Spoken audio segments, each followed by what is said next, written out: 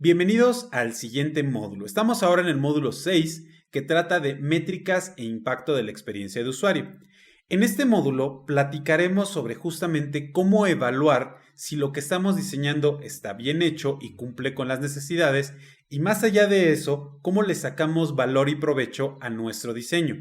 ¿Cuánto cuesta implementar diseño de experiencia de usuario? ¿Cómo recupero mi inversión una vez que ya lo implementé?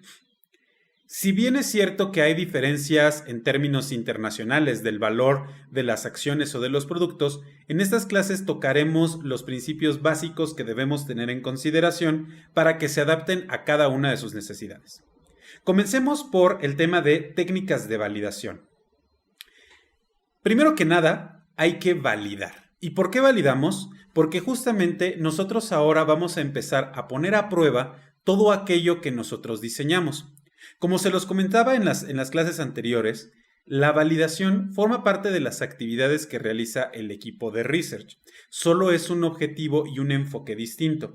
En un principio, el equipo de research se encargaba de obtener información, descubrir información y aprender sobre nuestros usuarios de tal forma que nos proporcionaran datos que nos permitieran diseñar. Ahora que ya diseñamos, lo que sigue es poner a prueba ese diseño que hicimos y validarlo y compararlo con los problemas que obtuvimos e identificamos al principio para ver si realmente esto resuelve ese problema y esas necesidades. Estas pruebas de usabilidad, lo ideal es que sean llevadas a cabo igualmente por equipos de research. Aunque, si no es posible, pues nosotros también las podemos llevar a cabo. Entendamos qué son las pruebas de usabilidad. La investigación de usuarios, como ya les había comentado, pues se centra justamente en confirmar lo que diseñamos, confirmar esas hipótesis, esas ideas, esas teorías que formulamos al momento de diseño, pues examinarlas con usuarios reales, ponerlas a prueba y evaluar realmente si los usuarios entienden el sistema, el proyecto, la propuesta, lo que nosotros les estemos planteando, si lo entienden, si son capaces de usarlo y lo más importante, si resuelve su necesidad.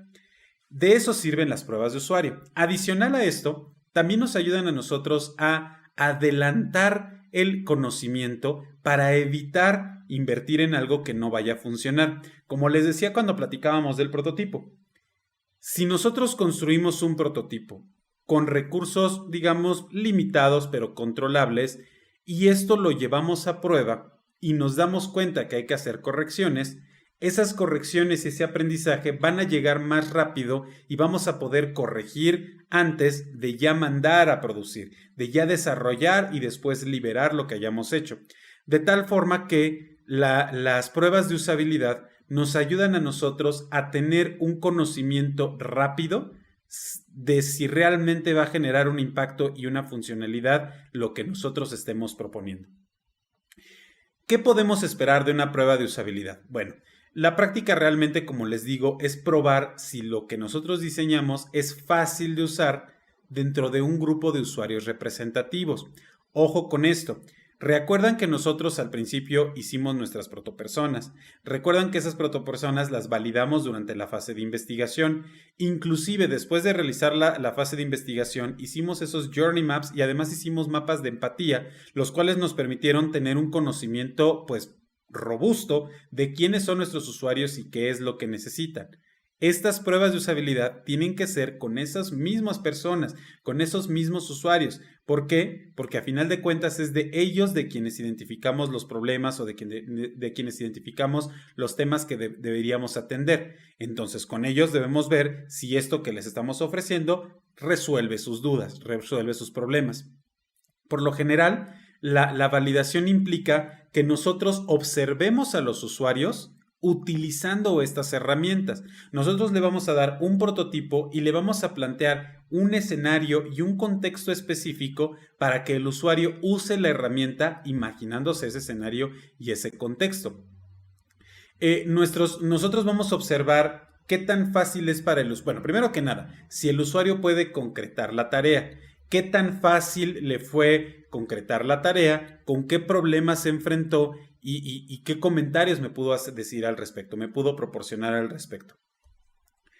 Las pruebas de usabilidad, una vez que nosotros las realizamos y al finalizarlas, tenemos que sentarnos en conjunto, todo el equipo de diseño, junto con los investigadores y, si es posible, con los stakeholders, para poder justamente ir bajando lo que hayamos observado durante las pruebas de usabilidad. Todos aquellos rasgos y todos aquellos elementos que nosotros pudimos observar y pudimos identificar que se presentaron durante las pruebas, es ahora momento en el cual lo bajamos y lo aterrizamos. Lo ideal es que este informe de datos lo realicemos lo antes posible. ¿Por qué? Porque justamente está fresca toda la información que acabamos de observar. Me acuerdo precisamente de lo que acaba de suceder hace 2, 3 minutos, quizás un par de horas. En cambio, si dejamos avanzar el tiempo, pues esos hallazgos se pueden ir diluyendo. Y por más que hayamos tomado notas y que hayamos hecho observaciones, pues podemos irnos perdiendo de algunas cosas. Una vez más, y al igual que en la fase de investigación, lo ideal es grabar estas sesiones para que tengamos pues la mayor cantidad de respaldo sobre lo que el usuario realizó, hizo, se confundió, etcétera, durante nuestra prueba. En general, como les decía, este momento de construir nuestro reporte de hallazgos pues nos abre la puerta a tener información que podamos nosotros compartir con los dueños del producto y con el equipo de diseño para hacer los ajustes que sean necesarios. ¿Qué significa tener hallazgos significativos? Bueno, los hallazgos son estas piezas que nosotros vamos tomando de lo que observamos o de lo que identificamos durante las sesiones de validación. ¿Qué hace que un hallazgo sea significativo? Pues justamente la relevancia que tiene durante el proceso. Si nosotros identificamos que el cliente o el usuario literalmente o textualmente nos está demostrando que no puede concretar la tarea, ¿es un hallazgo significativo? Pues sí y no, simplemente estamos viendo que no pudo concretar la tarea. Pero si nosotros podemos ver específicamente qué fue lo que no le permitió terminar la tarea, ese es el hallazgo significativo. Es decir, si yo me doy cuenta que mi usuario no pudo terminarla porque no encontró el botón, el hallazgo significativo es que el botón no es visible, que el botón no es encontrable, que el botón no tenía ese cumplimiento de predictibilidad, la cual le permitía al usuario identificar que era un botón y que iba a ser una función. Entonces, el hecho de que nosotros podamos obtener estos hallazgos, que como les digo, son significativos, pues justamente lo vamos a reforzar comparándolos con los hallazgos de nuestros compañeros, con los hallazgos de las otras personas que están involucradas en el análisis y en el proyecto. De tal forma que esa comparación de observación, al igual que cuando hicimos el ejercicio de Empathy Map, pues nos permite tener una visualización global y nos permite ver cosas que a lo mejor a nosotros se nos están yendo o que le estamos dando demasiado valor a algo que la realidad es que no lo tiene, que no es tan significativo. Nosotros podemos hacer esto a través de 3 pasos principalmente. 1. Agrupar la data que nosotros estamos identificando justo para encontrar qué es lo más relevante. Dentro de esta data que nosotros ya agrupamos, ahora hay que localizar hallazgos. ¿Cuál es más importante? De todos estos hallazgos que encontramos, ¿cuál tiene una mayor importancia? Y esa importancia se la vamos a dar respondiendo a la pregunta, ¿qué es más importante para resolver los objetivos? Nosotros partimos de la premisa de que tenemos un usuario que tiene una meta por cumplir y para cumplir esa meta nosotros le estamos proporcionando una herramienta, la herramienta que estamos evaluando. Entonces, en medida que el usuario vaya avanzando hasta cumplir todos los pasos que se necesitan para lograr esa meta que tiene presente, nosotros vamos a ir observando estos hallazgos. Estos hallazgos los vamos a priorizar de acuerdo a el impacto que representan para cumplir esa meta, el enfoque a esa meta. Siempre es eso, siempre. Si la meta no se cumple, si la tarea no se cumple, estos hallazgos tendrán que ir en función de ver qué fue lo que ocasionó que no se cumpliera la meta. Y de acuerdo a eso nosotros los vamos ordenando y los vamos clasificando. Una vez que nosotros ya clasificamos y ya obtuvimos los hallazgos que nos permiten entender un poquito más sobre qué es lo que está fallando de nuestra propuesta, tenemos que construir ahora un reporte.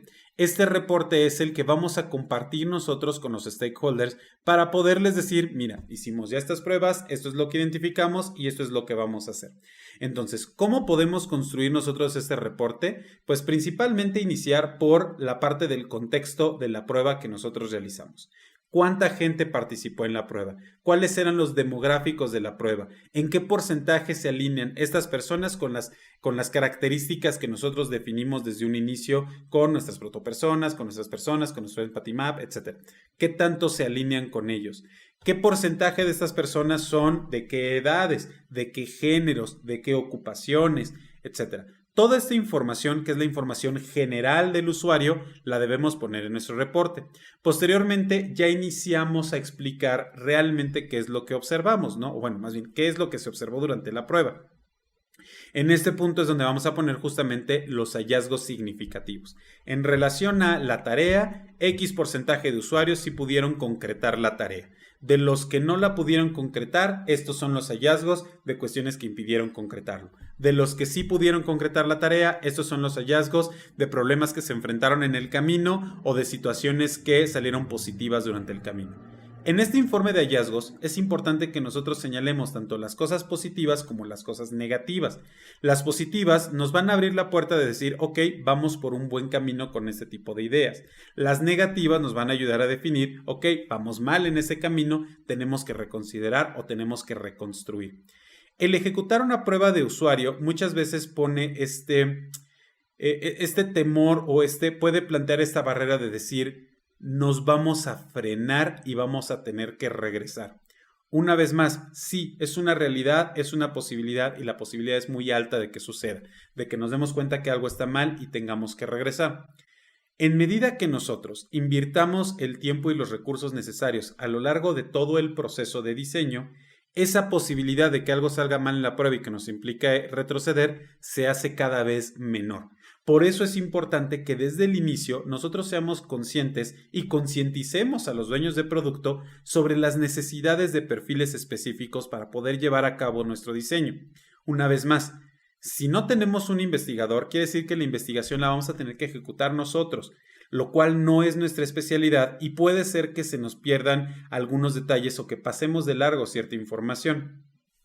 Al momento de hacer la construcción del diseño, ya sea que nosotros como diseñadores y los especialistas adicionales que comenté, como creadores de contenido, diseñadores de interfaz, diseñadores conversacionales, analistas de negocio, etc., en medida que todos estos recursos los recortemos o los omitamos, pues toda esa responsabilidad va a caer en exclusivamente el diseñador de experiencia. Y como hemos estado viendo, su conocimiento, si bien sí puede abarcar otros campos, la realidad es que se enfoca en ciertas actividades específicas. Entonces, una vez más, estamos limitando la posibilidad de que ese resultado sea el más óptimo.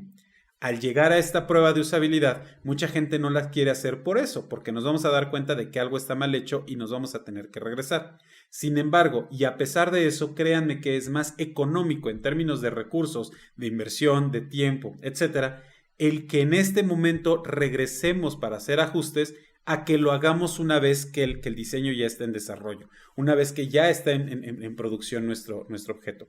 Entonces, este reporte tiene como finalidad justo eso, que nosotros podamos comunicar esos hallazgos, que nosotros podamos comunicar eso que identificamos y no solamente lo que identificamos, sino también los planes de acción.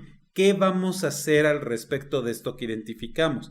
¿Esto implica modificaciones consistentes, sí o no? Si sí las implica, entonces, ¿a dónde tenemos que regresarnos? ¿A la fase de construcción de prototipo? ¿A la fase de diseño? ¿A la fase de descubrimiento? ¿A la fase de definición? ¿Qué tanto tenemos que regresar para poder construir algo que ahora sí pase las pruebas de usabilidad? Y esto que les comento es importante, o mejor dicho, tiene relevancia, porque una de las situaciones que se presenta frecuentemente es decir, ¿cuándo está bien dejar de hacer pruebas? Yo hice un diseño, lo pongo a prueba. Identifico cosas, me regreso. Lo pongo a prueba, identifico cosas, me regreso. Lo pongo a prueba, identifico cosas, me regreso. ¿Qué tanto realmente tendría que hacer eso? ¿Qué significa pasar las pruebas de usabilidad? Eso dependerá mucho de nuestro producto y justamente de estos hallazgos y de ser capaces, con un buen criterio, de identificar si esos hallazgos son relevantes y requieren realmente una modificación o no. Hay cosas que podemos nosotros modificar y ya no es necesario volverlas a validar. Hay cosas que podemos nosotros modificar y validar, y si se vuelve a repetir el mismo problema, quiere decir entonces que es un tema de definición probablemente, y que inclusive un tema de descubrimiento de nuestros usuarios. Entonces eso nos abre la puerta a qué momento tendríamos que regresarnos del proceso. A final de cuentas, lo que debemos tener en consideración es que el generar una prueba de usabilidad nos abre la puerta a conocer realmente qué tan bien está funcionando o no lo que nosotros diseñamos. Esto no quita que más adelante seguiremos midiendo y vamos a platicar sobre eso, pero por lo pronto ya tenemos un acercamiento lo más real posible de qué tengo que estar haciendo para que el diseño salga bien y de que yo me dé cuenta si lo que estoy haciendo está por un buen camino o no. Acompáñenme a la siguiente clase donde platicaremos ahora justamente eso. Una vez que yo ya terminé mi diseño, una vez que yo ya lo lancé inclusive al mercado, ¿qué debería estar midiendo para ver si la experiencia es la adecuada o no? Platicaremos en la siguiente clase sobre los principales KPIs de la experiencia de usuario. Nos vemos por allá, amigos.